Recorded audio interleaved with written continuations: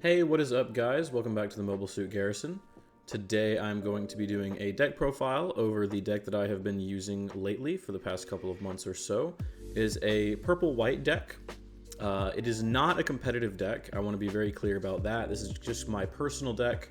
It includes some of my favorite cards. I think it's really fun, but I do want to be very clear that this is not a deck that is meant for going far in the meta right now, meant for hitting tournaments and aiming for, those first place victories. It's not purple blue, it's not Wing from GDO1. Like it's not the meta, but it is a lot of fun, and that is kind of what I have been focusing on doing recently, and I've really been enjoying it. So hopefully you guys will as well. It took a few weeks for me to figure out how to actually play it and get wins on it. But recently I really have. I've been kind of getting comfortable on it. I've gotten some first and second place finishes at tournaments and stuff like that. So I decided to do a profile on it. I decided to show it off a little bit. I found my last alt art recently, so I thought that it was a good time to do so right before I make some changes with the upcoming STO9 and GDO4 cards. So let's get started. Starting off, I run 4 copies of the Gundam Barbatos first form. There's honestly not that much to say about this card. It's really, really good. It is the draw engine for the deck. It looks really fantastic. It links with the main pilot. That's really all there is to it. It's really great early game play. You want to protect it as much as you can and get those draws off. You want to see it. So there is your 4 copies of that. Next up, I run 4 copies of the Ryuseigo Gray's Custom 2. To be honest with you, this card is not really that great. I would love to phase it out for something else that does something similar in the near future, but you need that mill to get the activations for some later cards, and you also want to get those Barbatos first form activations off with the self ping, so this is another card that can do that really early. I run it at 4. I will probably be getting the alternate art that's going to come with the new type here in a couple of months, but maybe by then there'll be something different that we can use to fulfill a similar purpose. Either way, it goes in for now. Next up, I run 4 copies of Gundam Barbatos Adapt. This card, on the other hand, is really fantastic.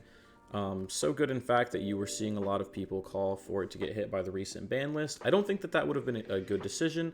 I think that this card really does a lot for its archetype and really does a lot for its color, and I don't think that it does that in a way that deserves punishment. It's got a really great stat line at 2-4 for clearing weenies. It lives 0 raw. It's got that unconditional ping and another way to turn on your draw engine and other ping effects for your own board. Really great card, always happy to see it in the hand, so you're running that one at 4.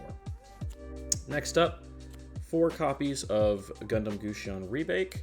Yet another instance of that ping on both boards effect that this deck really loves. It's a great effect, that 2-sided ping, plus you get a big fat blocker, and it is a very, very beautiful card, one of my favorites in the entire deck. Always happy to see that one as well. And you can, it is a level 5 cost 4, so you can pull it back with cards like Awakened Power or whatever have you. Next, we're going to see 2 copies of Gundam Barbatos 4th form. I've really come around to this card recently. I was kind of struggling to use it in previous purple decks.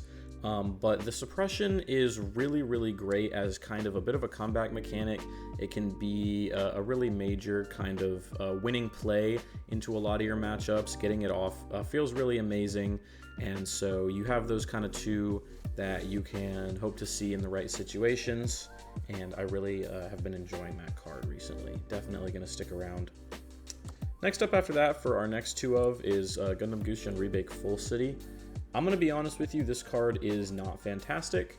The art is amazing, and that is probably the biggest reason that it's in my deck as of this moment in time. With the 4 HP, it's really too weak of a blocker because, unfortunately, at level 6 cost 5, you're going to be using up your entire turn to kind of get this guy set up, and a lot of the time, unfortunately, you're going to have to use him as a blocker before you can get that primary effect off, which also requires a pilot, which can be at times kind of hard to come by for spare effects So unfortunately, this card is probably going to be getting phased out in the near future, but it is really beautiful, and I'm going to be sad to see it go. Next up for our final two of is Gundam Aerial Rebuild.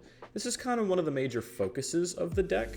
It is also one of my absolute favorite arts in the entire game. I really love the colors, I love the foiling, it is just amazing. What this allows me to do is kind of pitch my command toolbox into the graveyard early whenever I don't necessarily need it, and still pull that back whenever I do. I can pitch those commands for later. I can get off a really awesome link combo where, you know, I get the link off on this card, I get the 6/6 body, I swing with that, and then that command that I pulled out of my graveyard, I'll get that extra resource to, you know, leave it up for a combat trick or use one of my kill commands or anything like that. It's really, really fun. I love this card. Honestly, I might even kick it up in the ratios, but I always love to be able to play with it. Last for our units is going to be 4 copies of the Gundam Barbatos Lupus. This is kind of our other major focus of the deck. I guess you could call it the win condition. It's really all about using up those resources from the graveyard in order to cast a bunch of free damage near the end of the game. It's really good. You always want to see at least one of those, so I run it at 4. And with the multiple different instances of the kind of mill that you can do to get stuff into the graveyard, if you see more than one, I've found that it usually isn't a very huge deal. I can use the ones that I need and use the others as fuel for itself. Now we're going to move on to the Mikazuki pilot. This is going to be our first and primary pilot for this deck. I am running 2 of the SP to go with the Iron Blood art that you'll see later, and then I'm also using 2 of the Dragon Ball art ones because I think that they're really cool and really funny. Mikazuki, another instance of that ping on both boards effect that this deck loves so much. He's a really great card, pretty much unconditional. There's really not much else to say. He's one of the better pilots in the game. For our second pilot, we're going to be using 4 copies of Soletta Mercury. This is a really great card. I really like her a lot. The 2 HP really does a lot for this deck. You would be surprised at how often that can kind of keep you alive. I've had matches where my opponent will use like literally 2 or 3 different ping effects or spells or something like that, and they're shocked that the card is still not dead because of that extra HP that a lot of people don't expect. The extra resource actually matters more often than you would think. Like I said, a lot of the time you'll be able to kind of hold on to it between turns for those combat tricks if you have that in your hand. Honestly, you can even leave it open if you don't have that stuff in your hand just to kind of freak people out depending on how much they know about your deck. People don't really expect to be interacted with in Gundam, so it's definitely something that you can kind of keep your finger on the pulse on throughout the game, and it'll do a lot for you. I will say this, when it comes to like kind of more competitive iterations of this deck, the Heart is what you're going to see a lot in Lupus decks. That is the better card in my opinion, but that's not what this deck is. You know, this isn't the Lupus Turbo deck. This is my deck, and so I use Soletta. Final pilot, we have 1 copy of Laughter. This is another card that comes up every once in a while, but is also probably going to be phased out soon. The +2 AP and high maneuver can help you with getting rid of high priority targets or just kind of getting that game-winning swing in.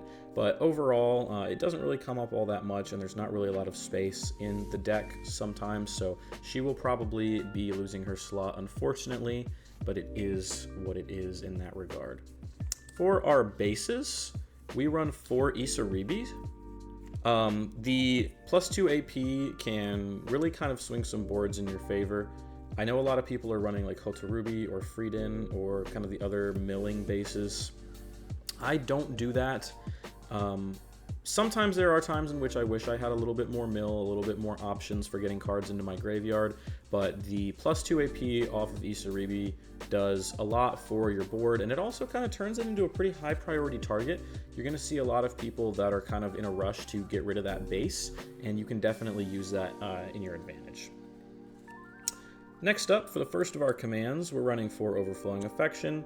As I said, along with the Ryusei Go, this is our main method of getting cards into the graveyard and choosing what we have in our hand. It's a fantastic card. You're going to see 4 of it in pretty much any deck that runs white. So not really an unexpected inclusion there. Next up, we have With Iron and Blood. We run this at 1 copy currently. There's the SP to kind of go with that Mikazuki from earlier. This is one of those combat tricks I was telling you about earlier. It's one of those things where people don't really expect to be interacted with on their turn. Gundam players are honestly kind of bad at that, in my experience. Bad about that, I should say. They really don't account for stuff like this, and you don't see it played a massive amount. I think it is a little bit underplayed, and I think that it is a really good card. Always like to see it and have access to it, especially if I can kind of surprise people by pulling it out of the graveyard with the rebuild. Next command, we have 2 copies of Look of Determination. This is our kind of one of our kill spells. A lot of people find this card difficult to use, and it definitely can be, finding the activation timing and stuff like that. I definitely understand where they're coming from. I think it's a really great card. I run it at 2. Once you get used to it, I think that you can definitely get a lot of value out of it, and if you use it at the right times, especially with access to looping it with that rebuild like I was talking about earlier, you can do some really great things with it. Next up, we have Unforeseen Incident. This is our other combat trick. We also run this at 1. Kind of the opposite of Iron and Blood, where we're going to -3 someone else instead of +3 ourselves. This can really change some trades in your favor. This can really help you out on the board. I love seeing this card. Yet another one of those combat tricks that I am always down to take a look at and see where I can use it in a game. Next up, we have our 1 copy of Fatal Strike. I'm probably going to be kicking this up to 2. It's a fantastic card. You know, you use it to get rid of blockers. It has a burst. You use it to kind of do a lot of different things for you. There's a lot of different phases of the game in which you'd like to see it. And once again, you can recycle it at those key moments in this deck, which is really a lot of fun. Next up, we have our 1 copy of Momentary Respite. This card can be really difficult to find space for in the deck. It's really beautiful. I love the art. I like the effect a lot. It is pretty much effectively just a 5th more expensive Mikazuki, but it does have a burst, and you know, you can pull it out of the graveyard. So there are, you know, some kind of lines that you can find with it. I'm not going to say that it's optimal. Again, this isn't like a super competitive deck. I just really like the card, and whenever I can find space for it, I try to do so. In a very similar vein, our last card is going to be Awakened Power. Another really pretty card. I like it a lot. The IBO art for it isn't out until probably a couple months from now. But that being said, one of those cards where I just like to fit it in where I can. It goes all the way up to level 5 for that recast, so you can get your Gusion with it. You can use that to get the blocker, which can definitely kind of save your butt at some key moments in the later parts of the game. I really like the card, but you never know what will happen as far as deck space and stuff like that. So that's going to be it for the main deck. I do just kind of want to get the flex factor in and show off the other things that I'm using. My EX base, I currently use the Dallas Card Fest EX base. And then for my EX resources, I use the Kudelia and the Atra from the Iron-Blooded Orphans Assemble box. They're really, really beautiful. Honestly, some of the most beautiful cards in the deck. I really love the way that they did the foiling and the art on these. I think that they look really, really great. It's kind of difficult to see through both the camera and the double sleeve, but I always like to see them. A little bit of a motivator to go second at times.